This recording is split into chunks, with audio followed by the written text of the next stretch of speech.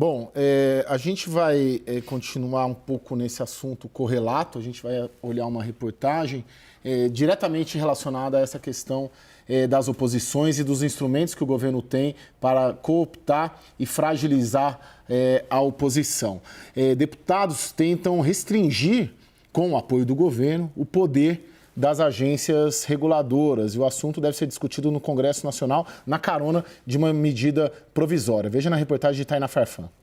A mudança nas leis das agências reguladoras foi inserida por meio de uma emenda na medida provisória editada por Lula, que aumentou o número de ministérios. Entre as novas regras está a criação de novos conselhos. Eles seriam formados por integrantes do governo, agências, empresas reguladas, consumidores e da academia, e passariam a concentrar as decisões regulatórias. Para as agências, caberá a fiscalização dos contratos, mas sem a mesma capacidade para elaborar novas regras. A emenda ainda prevê a criação de um órgão administrativo julgador independente em cada setor regulado para tratar das multas por descumprimentos dos contratos das empresas. Hoje, as multas são emitidas e julgadas dentro das próprias agências. A proposta é que esse novo órgão garanta mais um grau de decisão sobre as punições aplicadas.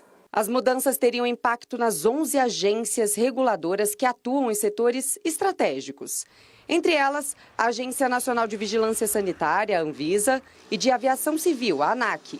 E também a que regula as telecomunicações, a Anatel. Quem apresentou a emenda foi o deputado federal Danilo Forte, do União Brasil do Ceará. Eu fui o relator da Lei Geral das Agências Reguladoras, aqui na Câmara dos Deputados, né? E aí está só aperfeiçoando aquilo que a gente fez lá atrás, para que não haja, por exemplo, possibilidade, por exemplo, que aconteceu de a gente muitas vezes tomar uma decisão no Congresso Nacional e ser ignorado pelas agências reguladoras. Isso tem que ter uma punição. As críticas em relação à proposta apontam riscos de interferência do governo sobre as agências reguladoras. Torna decisões que deveriam ser de caráter estritamente técnico em decisões que podem sofrer influência ou político-partidária ou influência econômica, levando um risco de corrupção e de desvirtuamento das decisões sobre regulação. Em dezembro, a Câmara já havia avançado em uma outra medida polêmica, alterando a lei das estatais para flexibilizar os critérios exigidos na indicação de dirigentes de empresas controladas pela União. Falta ainda a votação no Senado. Vamos lá para a nossa análise. Raquel, está em curso um desmonte do arcabouço de blindagem dos órgãos, de vários órgãos federais relevantes e importantes? Caio, eu acho que ainda é cedo para a gente falar num desmonte, mas eu acho que existe esse risco sim, porque foi algo pendular, né? Você teve uma série de investigações de corrupção que geraram várias leis, e aí não estou falando só da Operação Lava Jato, eu acho que veio também de um amadurecimento da sociedade, de todo o processo de privatizações, dessa necessidade de diminuir um pouco do tamanho do Estado. Tudo isso foi gerando várias mudanças de processo. A lei das estatais é um exemplo muito claro disso. A criação das agências reguladoras, olhando lá para trás, e bem recentemente a autonomia do Banco Central. O que a gente assiste agora é essa retomada da política pelos políticos, e que tem um lado positivo, claro, mas também tem um lado que preocupa, que assusta. Porque quando você vê as agências reguladoras podem ter diversos problemas, e às vezes tem mesmo, são captadas por alguns interesses, mas um desmonte delas é algo que não interessa ao consumidor. Você acaba colocando muitos interesses políticos ali. Você mexer na lei das estatais foi um dos maiores avanços institucionais do país, também é você colocar um interesse político na frente do interesse do contribuinte, na frente do interesse do consumidor. A autonomia do Banco Central, que o governo não queria tocar e agora já começa devagarzinho a falar nisso. São avanços institucionais que nós tivemos ao longo desse tempo e que, com esse avanço novamente dos políticos e da política, eles vão sendo pouco a pouco regredindo. Se é um desmonte, acho que ainda não, acho que o Brasil avançou muito, mas existe esse risco. Sim, sim. Daniel, você se dedica aí a vida inteira praticamente nessa cobertura de infraestrutura, economia. Qual que é a sua leitura? Qual que é o risco, não só da questão das agências reguladoras, mas também do risco da questão da lei das estatais, que tende a ser flexibilizada, de fato, a Raquel trouxe essa informação, acho que no dia 1º de janeiro. Boa memória. Eu tenho. Para essas coisas eu tenho. Ô, Daniel, qual que é o risco? Que risco o país corre de estar havendo ali, dentro de um acordão, né? Governo, Congresso... Simples, Caio, simples, porque assim, em todos esses setores aí que a gente comentou, que a Tainá Farfan comentou na reportagem, então a gente está falando de agências reguladoras que lidam com aviação civil, com concessões de rodovias e ferrovias, energia elétrica, petróleo e gás, saneamento básico. A gente está falando, o Ministério da Economia tinha uma projeção que só nos próximos 10 anos, em concessões, são 800 bilhões de reais em investimentos.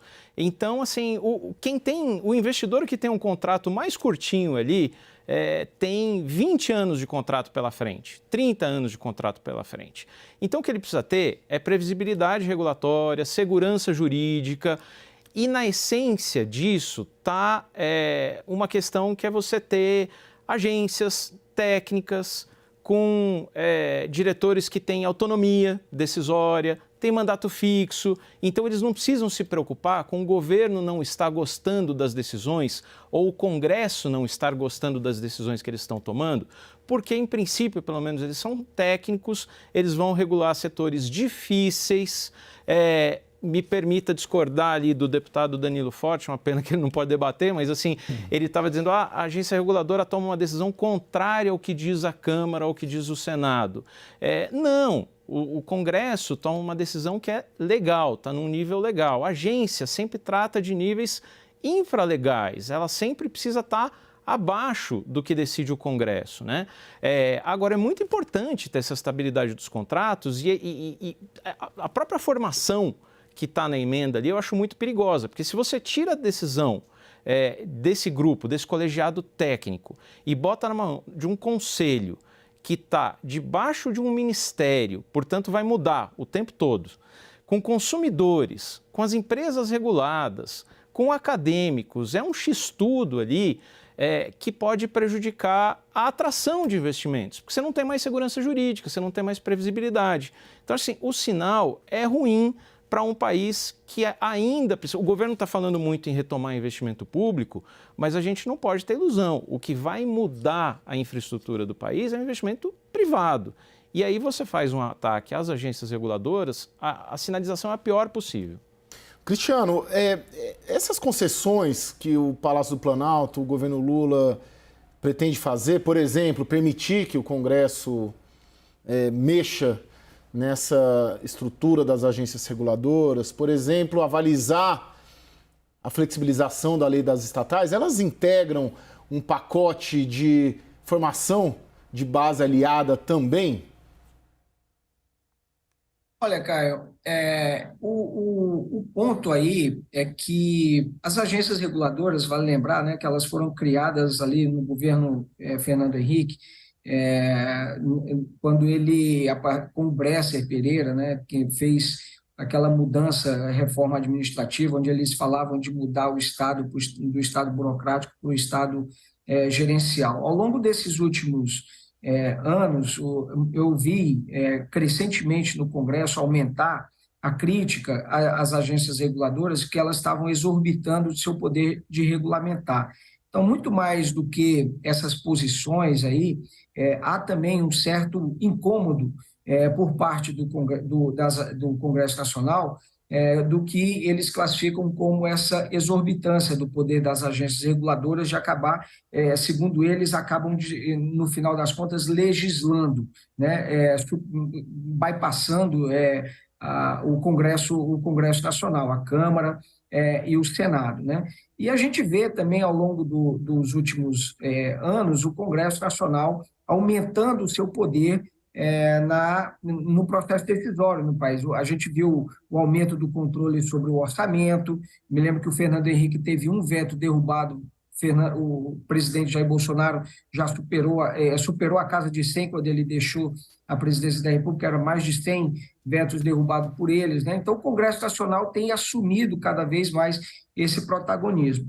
Agora, com a onda de privatizações que a gente teve, acabaram para divisão com o meio político muitos de cargos em empresas estatais. Hoje, o número de estatais é possível ali de você nomear políticos, né, aliados, diminuiu. Então, acaba havendo essa criação desse tipo de estrutura, de conselho e tudo mais, obviamente que isso pode aumentar e agradar, vamos dizer assim, uma parcela do Congresso Nacional que quer aumentar seu poder de influência, seu poder decisório no poder executivo.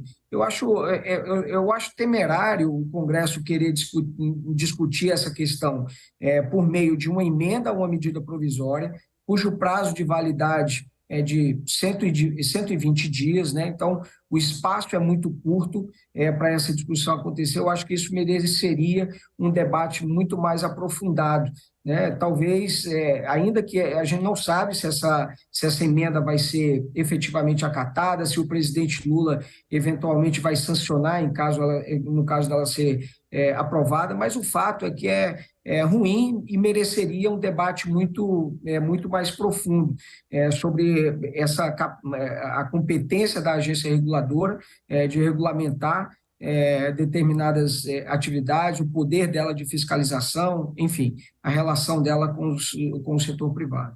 Mas, Caio, dá para complementar rapidamente? Claro, aqui? por favor. Não, é só para a gente não ficar também com uma falsa e talvez excessiva impressão de que é um movimento do governo, do PT, porque acho que não é. É um movimento que aparece ali, principalmente no Centrão, a própria mudança da lei das estatais, porque a gente ficou assim com uma impressão muito grande de que era para acomodar a Luiz Mercadante no BNDES, era para acomodar Jean Paul Prats na Petrobras. Eu não vi tanto dessa forma, não. O que eu vi foi uma ofensiva do Centrão na lei das estatais, porque quando você flexibiliza essas regras, você está abrindo espaço para dezenas de cargos ali nas companhias docas, na CBTU e na Transurb, na Conab, e esses são cargos para o Centrão. Acho que é disso que estamos falando. E da mesma forma que até o Lula, no primeiro governo, no celebrado primeiro mandato, teve alguns discursos assim um pouco mais aguerridos contra as agências reguladoras, o ex-presidente Bolsonaro também pegou muito pesado com as agências. Basta lembrar do caso da vacina e da relação que ele teve com a Anvisa. Então, não acho que seja um movimento atribuível ao PT e ao governo. Acho que é um movimento suprapartidário. Raquel? Rapidinho, que o nosso tempo está acabando. Dani, eu concordo com você, acho que é suprapartidário, mas eu acho que junta a fome com a vontade de comer. No caso da lei das estatais, por exemplo, o governo é aprovado na Câmara, o Rodrigo Pacheco ia botar para votar, e o governo faz uma pressão sobre ele para ele recuar estrategicamente. Eles perceberam que conseguiriam emplacar Mercadante e Prates, e agora que emplacaram e tiraram esse peso deles, eles estão fomentando a mudança da lei das estatais. Tanto que isso está sendo discutido dentro da Casa Civil e da Controladoria Geral da União. Então, essa mudança da lei das estatais, sim, ela interessa ao Congresso, mas ela está sendo discutida dentro do Executivo. Não, e de alguma maneira, o governo, Daniel, eu concordo com todos os pontos aqui, mas o governo, ao não se posicionar contrário a uma agenda que não é modernizante, que retroage em avanços que nós tivemos, ele também se posiciona. Sim, exatamente. A omissão é uma forma de se posicionar. Se você deixa correr, né, e você não mobiliza a sua base, você não mobiliza o seu ministro para mobilizar a bancada, não, para com isso daí. Você está avalizando o processo político. E na lei das estatais, a gente tem relatos da irritação do governo e até do presidente Lula da dificuldade de nomear cargos do segundo escalão por conta da lei. Mas eu até acho que enquanto a gente está falando muito de Mercadante no BNDES e Jean Paul na Petrobras, eu acho que o Centrão está dando risada com isso, porque é claro que o governo precisa agradar o Centrão. O governo conquistou votos ali no Senado com a vitória do Rodrigo Pacheco, acenando com cargos. Agora, enquanto a gente está focando ali em Jean Paul e Mercadante, o Centrão está dando risada porque quer emplacar o cargo ali nas docas, na Conab, na Valec, na Infraero. Eu acho que é disso que se trata.